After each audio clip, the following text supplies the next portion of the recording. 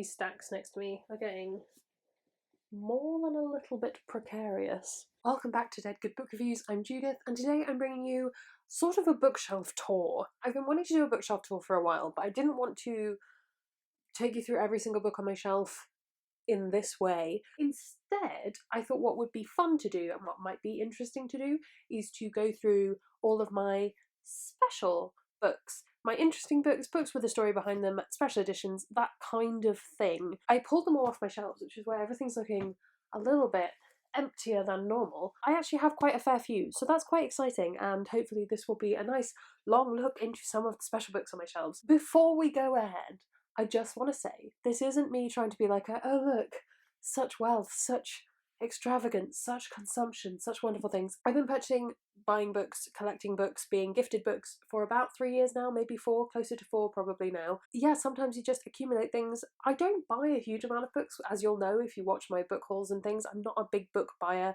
I get occasionally very sucked into things, and I was a Fairy Loot subscriber for a while, so there's quite a bit of that in there. But essentially, this isn't me trying to shame anyone who doesn't buy books, claim that I have better books than other people. All of that stuff, you get it. Hopefully you trust me enough to know that I wouldn't do that. I've split these into 3 categories, which, because I shoehorned it, all coincidentally begin with the letter S. I have books that are sentimental to me, I have books that are special in some way, and I have books that are from subscription boxes. Because it's the most special category to me, and let's be honest, some people don't stay around for the whole video, I thought I would do my sentimental reads first. I have 2 books that are sentimental to me because they are from the very early beginning of me and Justine over at I Should Read That's friendship. I think we'd not met before one of them, and we had met after another one, but I can't quite remember. Justine basically occasionally got duplicate proofs. These are both from Pam Macmillan, so I'm wondering if maybe they just had her on a list twice. At the very start of our friendship, she didn't know me. I was a baby blogger. I had so few followers, and she was just kind enough to send me a couple of proofs. She sent me a copy of Children of Blood and Bone, which I've reread recently and really loved. And she also then, a few months later, probably sent me her spare copy of Spinning Silver, which she knew I was super duper excited to read because I'd loved Uprooted. These are both very special books to me, not only because the Spinning Silver hardback is a gorgeous, brand new hardback, lovely, but also just a reminder of how genuinely kind and lovely Justine is. And if you aren't already subscribed to her, I don't think anyone who follows me wouldn't be, but if you aren't, go check Justine out. Give her some love from me. It's so nice to think about those books being kind of like the start of us becoming proper real life friends and seeing each other in real life, and just, she's such a good egg. I love her so much. Oh, speaking of people that I love so much, this is my copy of The Night Circus. Now, I actually did buy this myself, but there is a story behind it. Asha, over at Cat Book Tea, who I will also link below and you should also go check out and you should also go show some love, is the best at recommending books ever. And at one point she was working in Blackwell's, which is a bookshop in Oxford, and she was doing, I can't remember what she called it, bibliotherapist, I think. And basically, you could go in, she'd chat to you about what you like, and she'd recommend you a book. And basically, I think she'd been wanting to recommend The Night Circus to me for quite some time. But me, I was probably in my 3rd year. No, I wouldn't have been. I'd have been in my 2nd year. Little 2nd year Judith was like, I'm going to go see my friend. And I went to see her, and she recommended me this book, and I bought it, and I got a discount because she'd recommended it to me. And it's so good and so lovely, and one of my favourite books. My hen do was Night Circus themed, and it's just, I love Asha so, so very much, and this book is kind of symbolic of that. Then she did also buy me a copy of Erin Morganson's The Starless Sea, which I haven't pulled down, which is very remiss of me, but that was a nice continuation of our friendship. She's so good. Give her all of my love. I can't remember this person's name, and it has got lost in my Twitter DMs, and I can only apologise, and I don't know if maybe I kept the note that they put in here. Okay, this is my hardback copy of Nevernight, and this was a present from this person whose name I am going to find when I am editing this video. They were absolutely lovely. They sent me this for free. I'd talked in a video about hoping to find one in a charity shop one day for £2 and being really happy, and they said, I'm never going to read it, would you like my copy? And we did book trade, but it was so generous of this person. I'm so sorry that I've forgotten your name. I am an actual garbage human being. I treasure this. We're going to get onto more of this series a little bit later, but this is one of my Restore the Faith in Humanity kind of books. Speaking of kind, generous people sending me things, this is Moroder by L.M. McNeill. This is the first book in the World of Lunaria series. I treasure this so much. This is the first review copy of a physical book I was ever sent. and Ella McNeil reached out to me. She said, "Do you want to read my book?" I said yes, and I've now read up to book 3 in that series. I really, really love these books. They are really good indie fantasy, and it's got a special place in my heart. I don't think I can ever part with this. Just a beautiful moment in a young book blogger's life. I have this copy of The Starlight Barking by Dodie Smith. This is the sequel to 101 Dalmatians. I will put my link to my recap / review / isn't this series mad video. I'll put that up there. But this was a gift from my wife for Christmas, I want to say 2 or 3 years ago, probably.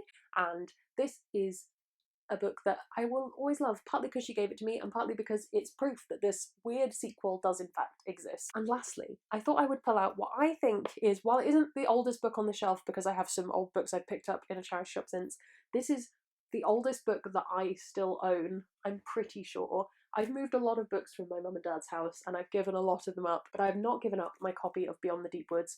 This is the first book in the Edge Chronicle series. This originally came with the other 2 books, which are down here somewhere, in a slipcase, and that slipcase is long gone. I'm sure teenage me destroyed it for some craft project, but I've hung on to this copy of the book. It is clearly been dropped in the bath at least once. There is grub and grime probably mushed into the pages.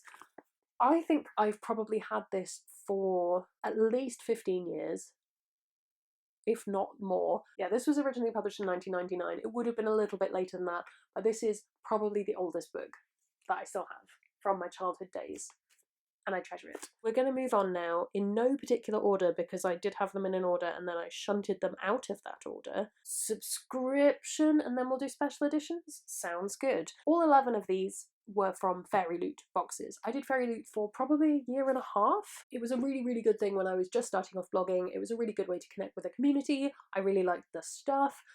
Their quality kind of, in my opinion, went downhill. I stopped subscribing because there's kind of a limit to how many, this is actually Illumicrate, but how many things with quotes from books on them you can actually own if you are but one woman. I had a really good time with it though, and I discovered some really good books. I've got rid of a lot of them, but these are the ones I've hung on to. Forest of a Thousand Lanterns. I'm going to probably whiz through these because none of them are too fancy schmancy special.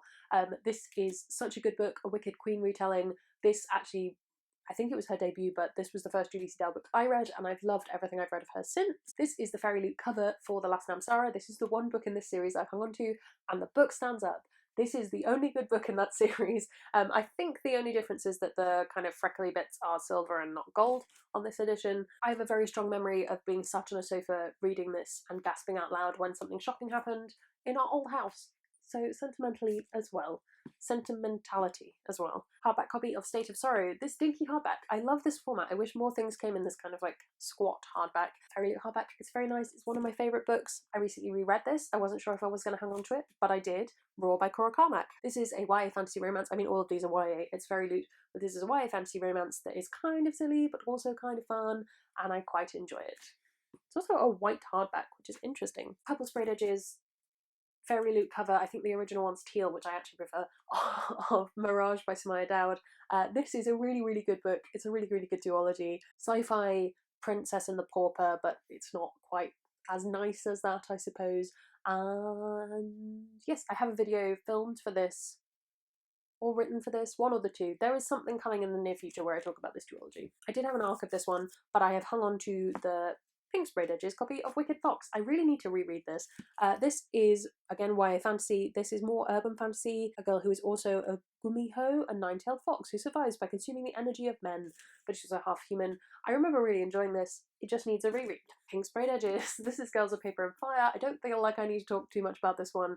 It's YA fantasy, but extra gay, and I really, really like both book 1 and 2 of this, and I'm excited to read the last one when that comes out. Still on a sprayed edge kick. This is green glittery sprayed edge copy of Sorcery of Thorns, Hot Magician, YA fantasy. I reread this and I had a good time. If you liked things like The Paper Magician, it feels like similar energy to that. We're powering through. I have this copy of Daughter of the Burning City by Amanda Foody. This is probably, of this stack of books, one of the favourites that I got out of Fairy Loot. I don't think I would have read otherwise. This is a dark circus book. Main character does illusions. It's got creepy serial killer pictures in it. Let me try and find one. I should stress, every single edition has creepy serial killer. Ooh. pages in it. But yes, very enjoyable. One of the interesting very few paperbacks actually. This might be the only one, certainly the only Fairy Loot paperback. This was one of those, they add a bonus book in. This is a copy of Viper by Bex Hogan. This is the Fairy Loot Special Edition, where instead of being navy blue, it's dark purple, and they look almost identical. But it's a very good series, and I need to read the next one. And the last of the Fairy Loot books is A Curse So Dark and Lonely by Bridget Kemmerer. I actually really didn't like the second book in the series, or didn't find it as enjoyable as I hoped I would, but I really liked the first one. It's a Beauty and the Beast retelling, where a girl is sort of portal fantasied into the Beauty and the Beast story, and yeah, it's kind of fun. Also has a holographic spine, which is nifty. Now we're on to special. So this is basically everything else I could think of that was on my shelf that was kind of interesting, I suppose. Again, in no particular order, because I knocked it out of order. I could have pulled every arc I own off the shelf, but honestly, most of them aren't particularly interesting. But this is one of my special possessions. This is an arc of the Dragon Republic by R.F. Kuang. This is the second book in the Poppy War series. I don't own either of the other books in the Poppy War series, but this one, again, it's a book that has a memory associated with it, and I read this when we first moved here. I read this that day, and I think I was lying on the sofa and we didn't have any other furniture, and Katie was driving back and forth between the old house and I was just sort of lounging about. Not only do I love this series, but it was really, really lovely to be sent an arc. It made me feel very valued as a reader, and it's a great series and I really love it. The next books come as a bit of a pair. I have books 1 and 3 in Robin Hobb's Live Ships trilogy. I found these in a charity shop and I think somebody must have bought book 2, which is frustrating. I'm not overly fussed about owning all of these. I actually read these via audiobooks. These are a little bit fragile. These are from the 90s, I'm pretty sure. But we can double check. 1999. So I just love these. I think they're really cute covers. They're very, these squat, compact paperbacks. There's something nostalgic about them. And especially as someone who wasn't reading a lot of that kind of fantasy, it harkens for a time I wish I could have been in. Yes, I'll show you the covers a bit closer. Hang on. So that is book 1. And book 3. There we go. I don't know, they're just nice. So I have the rest of my Nevernight Chronicles saga. I own 1 copy of Goldsgrave, and it is the Goldsboro edition with blue sprayed edges. I'm pretty sure this was the first Goldsboro book I ever purchased. So that's interesting. I don't buy from them very often.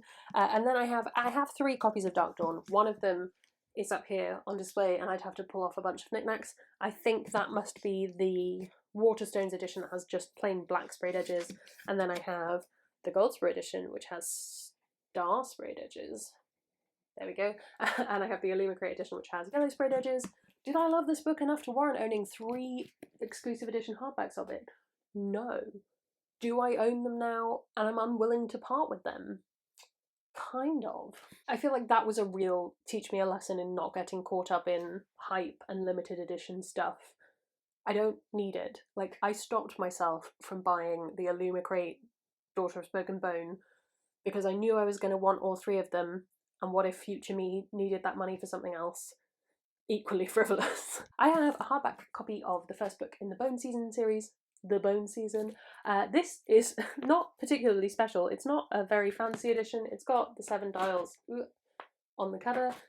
The reason I wanted to talk about this is it was a bargain. I found this in Poundland for £1. There is absolutely nothing wrong with it. Any damage that has been done to it was by me. I have another one of these that I might do a giveaway on sometime, but the cover's slightly damaged on that. We'll never find anything that good in Poundland again. I then wanted to briefly touch on these. I'm pretty sure the first printing of both of these came with sprayed edges, so these aren't particularly fancy special, but they are beautiful to look at. If you know what these are, you know what these are. These are The Muse of Nightmares and Strange the Dreamer by Laini Taylor. I just love these. I think they're beautiful, and they're beautiful books as well. And as someone who loved Laini Taylor way before I was on Bookish Internet, you best believe I snapped them up.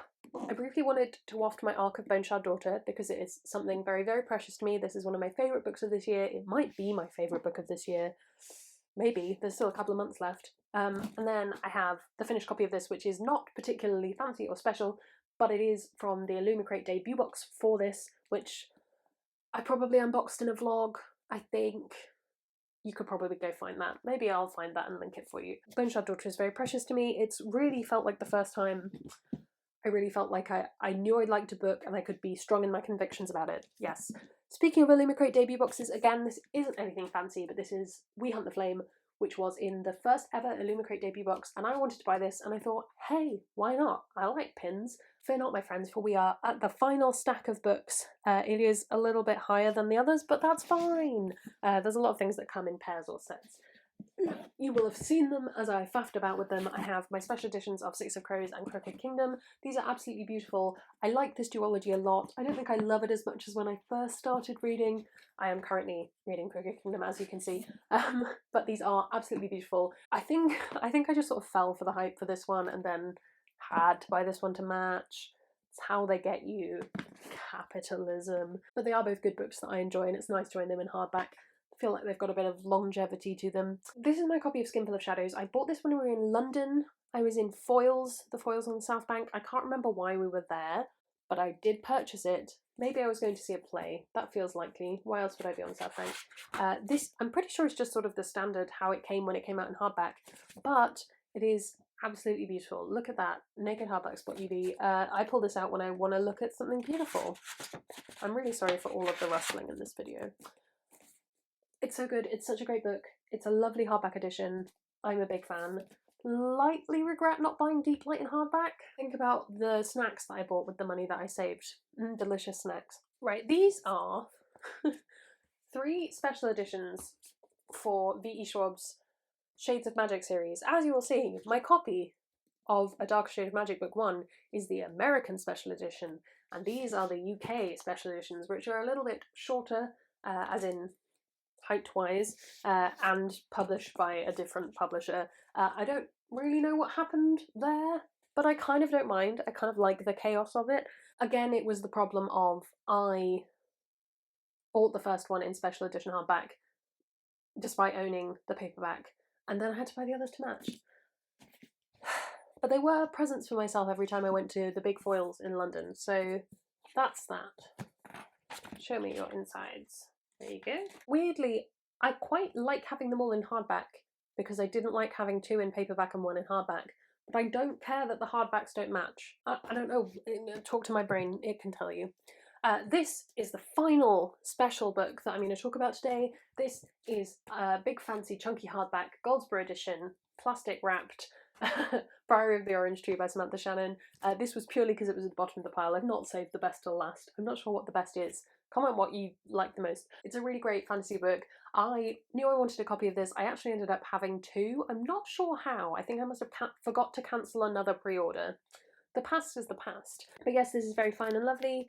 I need to give this book a reread, to be honest. That's what I need to do. I can't remember the last time I read this, but I think it must have been about 2 years ago. Those are all of the special, fancy, snazzy, got a story behind them books that I have on my shelf. I have a few more things that are currently on my last chance TBR, but since I don't know if I'm going to be hanging on to those, I thought I would leave those for now. I don't think I will make another video like this for quite some time because my book buying is not quite what it used to be. I don't think we're going to build up enough special books to warrant a part 2 anytime soon. But if there is anything else you would like me to talk about, I don't know what that would be. Comment it below. I would love to be of service and entertain you. That's sort of why I'm here. While you're down there commenting, you can also follow me on all of my social media. That's linked below. You can subscribe. It makes me feel loved and appreciated, and I will have reviews for all of these at some point in the future. You can also... No, that's everything you can do. Thank you so much for watching. That's all from me, and I will see you in the next one. It's gonna be some bloopers now. 3 years? 4 years now? Oh, my Portsmouth came through then. 3 years? I can only apologise for the very orange lighting. It's a grey day outside and I still need to change my light bulb. Whoosh! And it's a sci-fi... Ding ding ding. I could actually put those ones away, but I'm not going to. I'm about to run out of time on my camera, so I'm going to film an outro really quickly.